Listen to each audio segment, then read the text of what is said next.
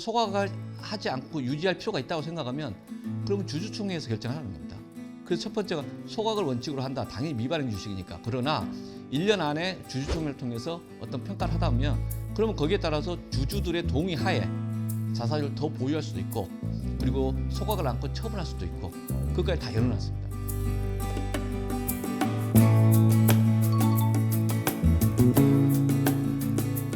올해 저희가 상법 개정을 1차, 2차 진행을 3차를 지금 추진하고 있습니다. 근데 상법 개정의 그 핵심적인 요체는 주주들이 갖고 있는 주식을 우량주를 갑자기 불량주로 만드는 그런 행태를 하지 말라는 겁니다.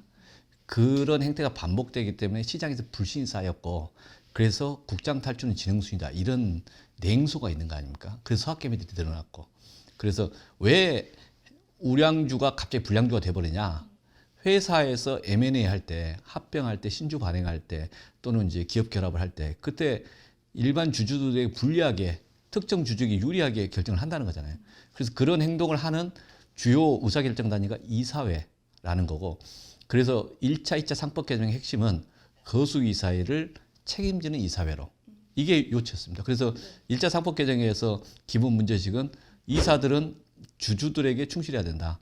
그렇지 않으면 자신의 전체적으로 책임져라. 이게 충실 의무라는 가이드라인을 행동 규범을 추구한 것이고 2차 상법 개정에서는 집중투표제 또는 감사인 분리선출 확대 즉 주주들 입장에서 그 상황을 나중에 감시하고 또 증거를 확보할 수 있는 그런 사람들을 확대하는 이 이사회 구성 구조에 대한 변화를 한 거죠. 그래서 1차 상법 개정, 2차 상법 개정의 기본 요체는 거수이사회 그만 책임지는 이사회로 앞으로 가야 된다. 이런 문제시겠습니다. 그래야 이제 갑자기 내 주식이 가치가 우량주가 불량주가 되고 뭐 이상한 사태들, 특히 LG 물적 분할, 동시상장 그 과정에서 LG 화학의 이 모의사는 자기들 주식 가치가 갑자기 떨어졌던 것들 누가 책임을 물을 것이냐? 이제 이걸 그만두게 하자라는 거였고, 그다음 자본시장에서의 가장 불신들은 이제 이게 첫 번째였다는 거죠. 그리고 또 하나는 실제 주주들에 대해서 경영진이 좀 제대로 대우하고 있는가, 주주 환원 정책을 제대로 하고 있는가, 또는 이런 거 관련된 핵심적인 의지가 무엇일까. 그래서 지금 하반기에 저희가 쭉 꾸준히 해왔던 것들이 코스피 특위에서 두 개였죠. 하나는 자사주 교육이고 하나는 배당주 관련된 세제에 대한 보완이었죠. 그리고 이제 이런 것들에서 세제 관련된 이소영 의원님이 주도적으로 하셨고, 그다음에 자사주는 많은 의원님들이 함께 참여해서 지금 제도개혁 방안들을 만들어 놓고 지금 추진하고 있는 겁니다.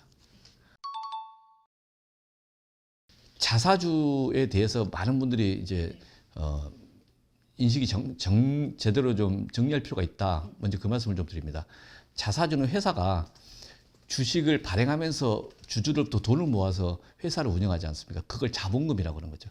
근데 회사가 주식을 주주로부터 다시 반환받게 되면 그러면은 회사가 그동안 주주로부터 받았던 돈을 반환하는 거잖아요. 그러면 그 회사가 받은 주식은 자기 주식으로서 이 주식은 모든 회사의 주주를 위한 것이잖아요.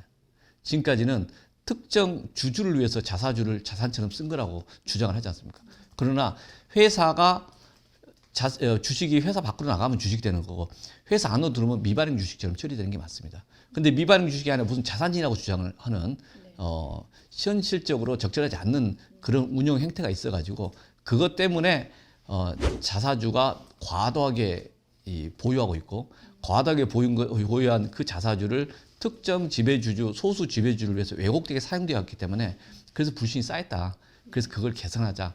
자사주 제도 남용을 막자. 이게 자사주 개혁의 포인트입니다.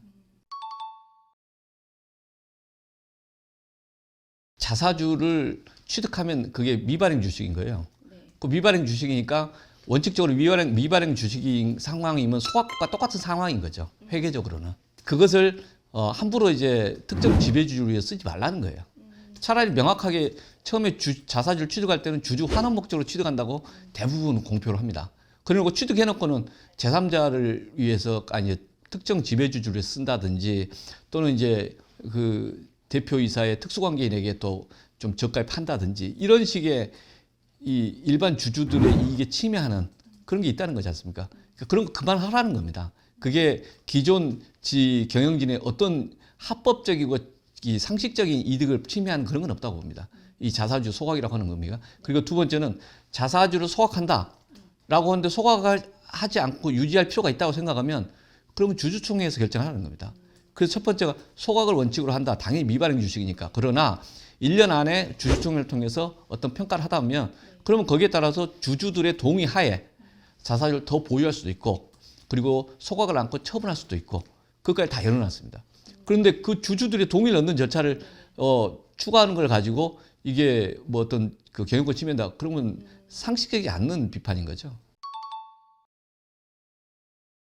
회계적으로 자사주 회사가 주식을 발행하고 그리고 돈을 받으면 자본 거래를 합니다. 두 번째로 회계적으로 회사가 다시 주금을 반환하고 주식을 회수받는 것도 자본 거래로 하고 있습니다. 회계가 그렇게 되고 있습니다. 법률적으로 당연히 자본 거래인 거죠. 그런데 어느 시점에선가 법인세법 시행령에 또 하위 규정에서 약간 자본 거래의 예외적인 형태로서 규율을 하기 시작했고 그로 인해서 세금을 걷는 데 있어서 뭐 편의를 도모했는지 모르겠는데 그런 거 일상적으로 허용될 수는 없는 거죠. 우리나라에 고유한 이 편향이 있는 거죠.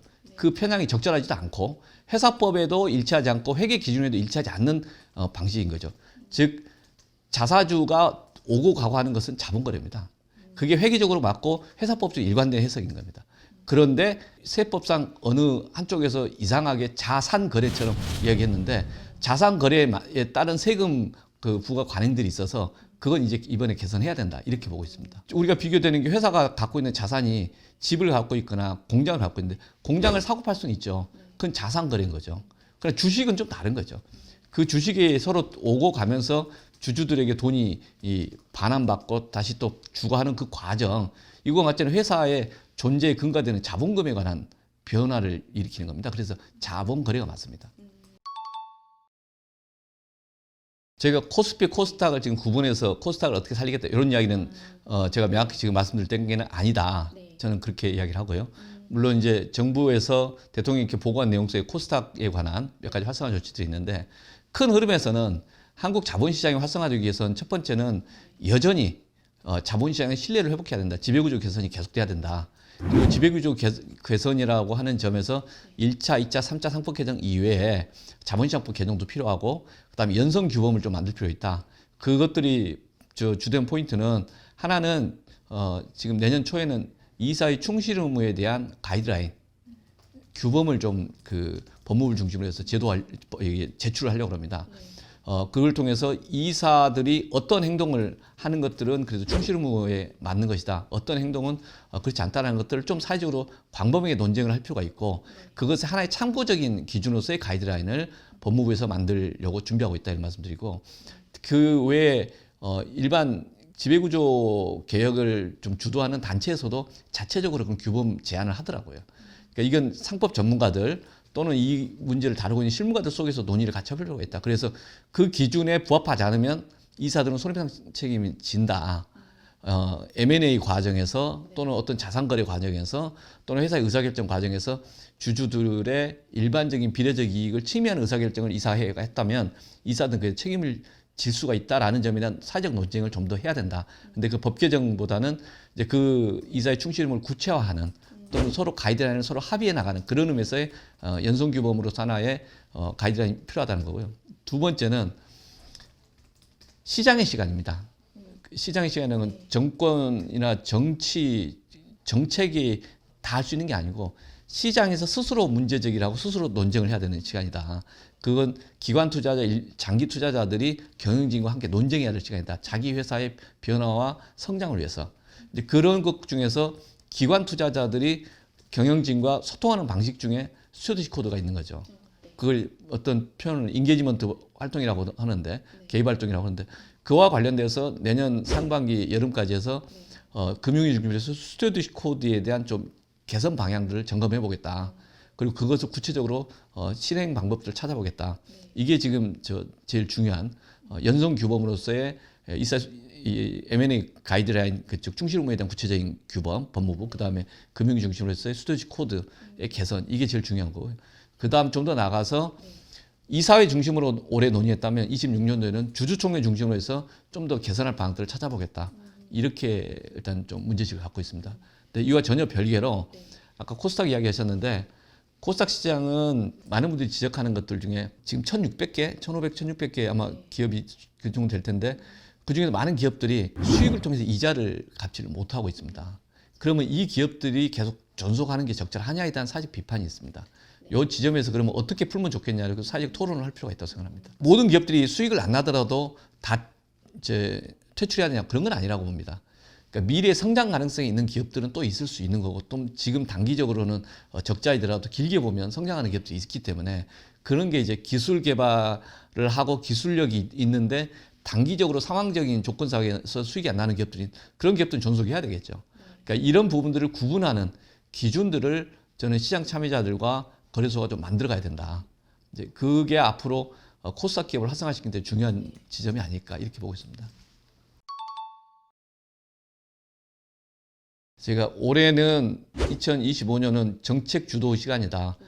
법 중심으로 해서 시장의 신뢰를 회복하는 그런 과정이었다라고 말씀드리고, 내년에는 정책의 일관성을 유지한다는 전제 하에서 정책의 일관성을 유지하기 위해서 저희도 다양한 노력을 하겠지만 일관성을 유지한다는 전제하에서 시장의 시간이다. 그 시장 참여자들인 기관 투자자, 장기 투자자가 이 경영진과 함께 윈윈하는, 서로 견제와 균형 속에서 함께 가는 그런 관행과 사례를 쌓는 게 제일 중요하다. 그 중에 이제 토킹 포인트 하나가 바로 경영진한테는 M&A 규범, 즉 아까 충실음에 대한 연성 규범이 필요하다는 거고, 그 다음에 이 장기 투자자 입장에서는 스트레지 코드가 중요하다. 그러니까 이런 규범들을 좀 더 정돈하는 과 실제 사례로 만들어가는 게 필요하고, 올해 법 개정했던 게 내년 주주총회에서 어떻게 관철되고 있는가를 지켜보고 주주총회 중심으로 해서 문제가 되면 그때그때 사회적으로 논쟁이 되는 것들을 지켜봤다가 지속적으로 개정하겠다. 그래서 이 시장 참여자들의 시장이 신뢰할 수 있는 시장이라고 믿게 된다면, 그러면 남는 것은 장기 투자자 중심으로 혁신하는 기업에 더 큰 투자를 할 수 있다고 봅니다. 그래서 이제 그게 이른바 생산직 금융으로 간다고 봅니다. 실제 우리가 자본시장법 개정하는 문제식은 여기에 있는 거죠. 자본시장이 어디까지 성장할 거냐에 대해서 많은 질문들이 있습니다. 그런데 일본이 2014년도에 이토 보고서, 제가 계속 설명하지만 이토 보고서를 가지고 자본시장 밸류업의 그림을 그렸고, 그 이후에 핵심적 정책은 두 가지였습니다. 하나는 지배구조 개선이고 또 하나는 스튜어디스 코드였습니다. 그리고 그 과정 속에서 기존 경영진들이 일반 투자자 주주들을 좀 들러리 세웠던 관행이 바뀌면서, 그리고 그게 10년 동안 지속되면서 정책의 일관성이 유지되면서 3배 니케이 지수가 증가됐지 않겠습니까? 대한민국은 2015년도에 삼성물산 제일모직 합병 과정에서 국민연금이 이용당했고 국정농단이 됐고, 그 뒤로 박스피에 갇혀서 10년 동안 힘들었습니다. 그리고 이런 문제식을 시장에 다루고 있기 때문에 그 시장의 문제식이 윤석열 정부의 그 금융위에서 밸류 하자라고 채택한 거죠. 그리고 그 채택한 정책을 가지고 가다가 작년에 멈춘 거고, 우리는 그 정책의 8, 90%를 그대로 수용해서 지금 가고 있다. 그러니까 지금 자본시장을 선진화하자, 그리고 지배구조를 개혁하고 스튜어디스 코드 개혁하자. 이것은 어느 특정 정파의 의제가 아니다. 시장의 의제인 거고, 그래서 이 문제를 제대로 일관되게 가느냐가 제일 중요하고, 저는 이재명 정부한테 요구하는 것은 지금 첫 단계에서 신뢰를 회복하기 위한 노력에 대해서는 평가를 받고 있다고 봅니다. 지금 시장이 이재명 정부나 민주당에게 질문하고 있는 것은 너희들은 일관성 있게 갈 거냐. 일관성을 내년도 보여주는 게 제일 중요하다고 봅니다.